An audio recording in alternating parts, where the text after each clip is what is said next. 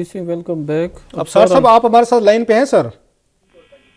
Hello जी जी, अब sir साहब आप हमारे साथ हैं? जी, मैं आपके साथ जी, thank you very much sir, sorry कि आपको थोड़ा सा वेट करना पड़ा। अच्छा, मुझे ये बताइएगा, प्राइम मिनिस्टर गिलानी साहब कह रहे हैं कि मैंने कोर्ट के कहने पे DGFI तारिक खोसा को बहाल नहीं करना, बल्कि उन्होंने जो सेक्रेटरी इंटीरियर थे जिन्होंने नाम डाला था उनका ECL पे, डिफेंस मिनिस्टर का, जब चाइना जाते फ्रैगेट्स लेने के लिए, उनको भी सस्पेंड करके अच्छी खासी कार्रवाई शुरू करे। आप क्या देख रहे हैं कि हिस्ट्री रिपीट कर रही है? Justice Sajjad Ali Shah, Nawaz Sharif, Farooq लगारी, army chief थे जहांगीर करामत, तो सारा सीन आपको ये रिपीट होते लग रहा है? और इसमें से क्या आपको ये नतीजा आपको नजर आ रहा है? क्या 98 की हिस्ट्री रिपीट होगी जब चीफ जस्टिस, आर्मी चीफ और सदर उस वक्त इकट्ठे हो गए थे, प्राइम मिनिस्टर साहब, नवाज शरीफ साहब अकेले थे? आपको ये क्या सिनारियो डेवलप होता लग रहा है? आप इस्लामाबाद में बड़े अरसे से हैं, इंतहाई सीनियर आप कॉरेस्पॉन्डेंट जर्नलिस्ट है, सारी डेवलपमेंट्स आपने 2 डेकेड से ज़्यादा यहाँ पे देखी हैं। आपको क्या लग रहा है? पीपल्स पार्टी डिफेंड मूड में आ गई कि हमने कोर्ट के कहने पे हुकूमत नहीं चलानी, आप क्या देख रहे हैं? ये बात तो जो है कानूनी तौर पर और आईनी तौर पर तो गिलानी साहब की बात बिल्कुल ठीक है कि एग्जेक्टिव का जो फंक्शन है वो एग्जेक्टिव का ही है, नहीं है किसी की अपॉइंटमेंट, किसी की ट्रांसफर करना, ये उनकी अथॉरिटी है और उन्हें इस्तेमाल भी करनी चाहिए।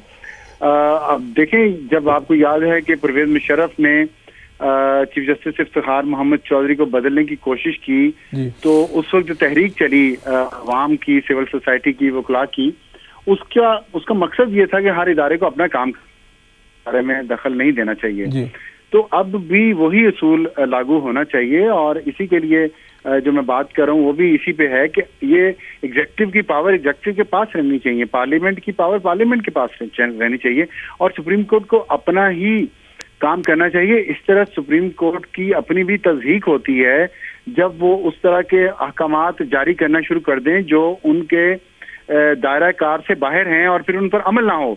और इसकी वाज़ेह मिसाल चीनी की कीमत है जो उन्होंने मुकर्रर की थी और आज तक उस पर कुछ नहीं हो सका और वो एक मजाक बनकर रह गया सुप्रीम कोर्ट का वो फैसला और उसके सारे जितने मुज़मरात हुए हैं सुप्रीम कोर्ट की अपनी साख पर और अपनी इज्जत पर, वो उन्हें उस पर सोचना चाहिए कि वो, और उन्हें उससे मेरा ख्याल है कि कुछ लेसन भी लेने चाहिए कि वो अपने दायराकार से अगर बाहर निकलेंगे तो उनको बहुत ज्यादा कामयाबी नहीं होगी और होनी भी नहीं चाहिए।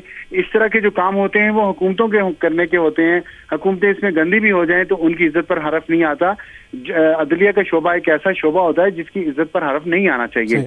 हर अच्छा इंसान, दिल रखने वाला इंसान, कानून की पाबंदी करने वाला इंसान अपनी अदलिया की इज्जत चाहेगा, लेकिन अगर अदलिया खुद ही तैयार ना हो इस तरह के कामों पर तो फिर जाहिर है उसके नतीजे तो इसी तरह निकलेंगे। जहां तक 98 की सूरत हाल से, आपने 97 की सूरत हाल से इसका कंपैरिजन किया है, उसमें थोड़ा सा कंपैरिजन बनता तो है कि एस्टेब्लिशमेंट और अदलिया इस वक्त इकट्ठी हैं, लेकिन तीसरा आंसर जो उस वक्त था वो सदर का था। वो इस वक्त सदर साहब जो हैं वो उस तरफ नहीं है और ये जो ज्यादातर काम हो रहा है बज़ाहिर वो ये हो रहा है कि जो बांग्लादेश मॉडल समा गया है सर में कुछ लोगों के, जिस तरह तस्वीराती गहराई या स्ट्रेटेजिक डेप्थ अफगानिस्तान में लेने का एक खुमार सर को चढ़ा था एक वक्त, और वो अभी कौम अपने बच्चे कुर्बान करके वो खुमार उतार रही है। इसी तरह अब वो बांग्लादेश का मॉडल उन बंगालियों का जिनको हम कद में छोटा समझते थे, जिनके रंग काले थे, जिनको सही उर्दू नहीं बोलना आती थी, हम उनका मॉडल कॉपी करने की कोशिश कर रहे हैं। तो जाहिर है हमारे मुल्क के मामला दूसरे हैं, हमारी सियासत दूसरी है, यहाँ के लोगों की सोच सिर्फ है, तो कोशिश हो रही है उसकी कि अल्टीमेटली तमाम सियासतदानों को गंदा कर दिया जाए। अभी जरदारी साहब की बारी थी, इसके बाद बारी शुरू हो चुकी है क्योंकि अब उन्होंने स्टैंड ले लिया जरदारी साहब के साथ। अगले आने वाले दिनों में आप देखेंगे कि गिलानी साहब के बारे में मुहिम ज्यादा शुद्धमत से शुरू हो जाएगी, आज रात से बल्कि शुरू हो रही होगी दूसरे चैनल पे। उसके बाद नवाज शरीफ साहब को सामने लाने की कोशिश की जाएगी, वो आ गए, उनकी गेम में राजी हो गए तो थोड़ी सी बारी उन्हें देके फिर उनके खिलाफ मुहिम शुरू हो जाएगी। अगर नहीं आए तो उनके साथ भी फौरन शुरू हो जाएगी। तो ये एक साफ जाहिर हो रहा है कि वही गेम वही है कि सियासतदानों को थोड़ी देर के लिए हुकूमत दो, उन्हें गंदा करो और उन्हें साइड पे कर दो। ये सियासतदानों के समझने का काम है और यहाँ पे मैं कहूंगा कि पाकिस्तान पीपल्स पार्टी ने और आसिफ अली जरदारी साहब ने खासतौर पर शुरू में बहुत गलतियां की। उन्हें चाहिए था कि वो एस्टेब्लिशमेंट की इस गेम का कंपैरिजन किया है, उसमें थोड़ा सा कंपैरिजन बनता तो है कि एस्टेब्लिशमेंट और अदलिया इस वक्त इकट्ठी हैं, लेकिन तीसरा आंसर जो उस वक्त था वो सदर का प्रेसिडेंट का था जी।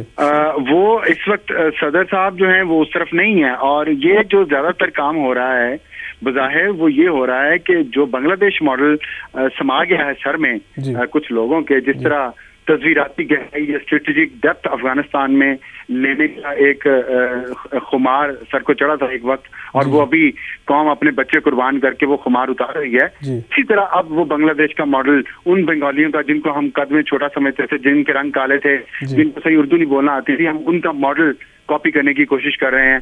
तो जाहिर है हमारे मुल्क के मामला दूसरे हैं, हमारी सियासत दूसरी है, यहाँ के लोगों की सोच सिर्फ है।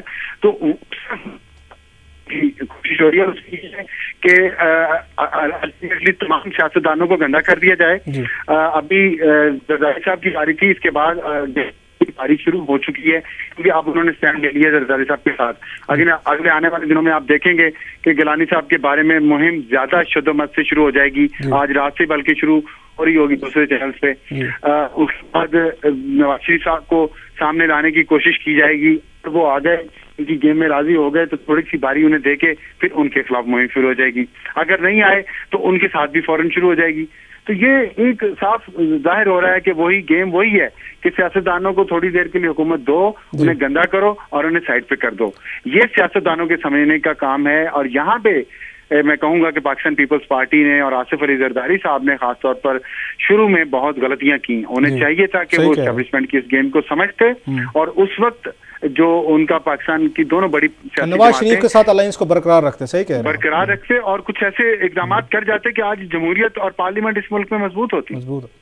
Afsar thank you very much. आपको इंशाल्लाह हम फिर भी लेते रहेंगे। बड़ी खूबसूरत आपने डिस्कशन की है, बेहतरीन आपने हमें आंसर दिया है, आपकी बड़ी मेहरबानी। बहुत शुक्रिया।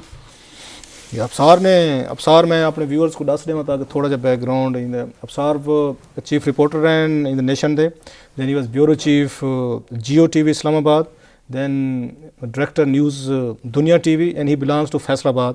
जरा कोर समझा वेंदा एक पंजाबीज़ दा, अगर सिंध के लोग ये समझते हैं कि पंजाब सारा सिंधियों के खिलाफ है, तो मेरा ख्याल जो इन अफसार ने इतनी खूबसूरत गुफ्तगू की थी तो सिंधियों के जहन में ये गल नहीं रहनी चाहिए कि सारा पंजाब खिलाफ है। एब्सोल्युटली राइट, सिंधी बिल्कुल रिस्पेक्ट करने ने जो लोगों दी, लेकिन सिंधी ये भी चाहते हैं कि ਜਿਹੜੇ इत्थों ਦੇ इदारे ना उन्हां दा भी रवैया ਜਿਹੜੇ ना इवें ही गैर जानबदार होवे, जिवें कि अफसार साहब दा है भी सारी सिचुएशन दे उत्ते ਉਹ ਜਿਨ੍ਹਾਂ ਦਾ ਬਣਦਾ ਹੈ ਉਹਨਾਂ ਨੇ ਕੋਰਟ ਦੇ ਮਾਮਲਾਤ को भी डिस्कस कीते। सेन वैसे मतलब सेन वैसे लाइक अफसार आलम बड़े घट इन पे जरा सारे पंजाब च मिलसे। अदरवाइज तो सम टाइम वी फील कि वो सारा जिवें अफसार ने आखे कि जेरा भी इन चीज़ को अपोज करे सी ਉਹਦੇ खिलाफ मुहिम शुरू थी सी, गिलानी साहब के खिलाफ थी सी, नवाज शरीफ साहब अगर कैंपेन दा समझ नहीं आती भाई आज़ाद अदलिया ते सादे कीते जमहूरी सिस्टम को मजबूत कराने की निशानी है भाई, मतलब अदलिया दे कीते सब तो ज्यादा हामिद मीर साहब को अगर कोई तकलीफ दी वजे कि अफसार तो बाद because he is also from Punjab as well, मेरी कोशिश है कि ज़्यादा से ज़्यादा पंजाब के वैसेस गिद्या वजन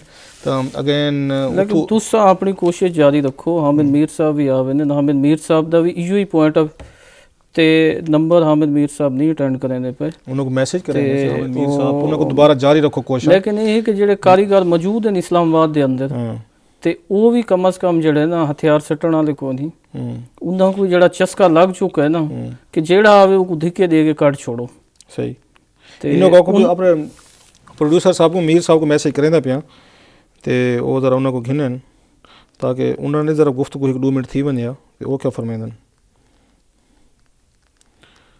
तुम गुफ्तगू जारी रखो सी, उन्होंने कॉल करो मैं मीर साहब को मैसेज किए थे अटेंड करे सन तो मीर साहब भी आप बेहतर दसे से, लेकिन तारीख दसेंदी है जिवें बंगालियां दा दसेंदे पे हैं। अफसार ने बड़ी खूबसूरत गाल की थी जी, अच्छी अफसार आलम जी मेरे को अच्छी लगी गाल। उन्हें कि पहले तुम मरेंदे हो, वला कुटेंदे हो, पहले ह्यूमिलिएशन करेंदे हो, उन्होंने को एक नवा मुल्क बना के देंदे हो, वला उन्होंने शोहदा की कबरां दे उत्ते जेहड़े गद्दार हैं तुहाडे उन्होंने कबरां ते वेंदे हो, फातिहा करेंदे हो, माफ़ी मंगदे हो। इहो कम बलोचिस्तान इत्थे है।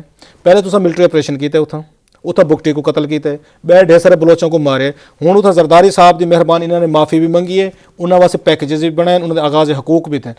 हुण सेम तुम सिंध करेंदे पे भाई मैं कोई आंदे नुसरत भुट्टो है जी मेरे तो बड़ा अज मैं ये गल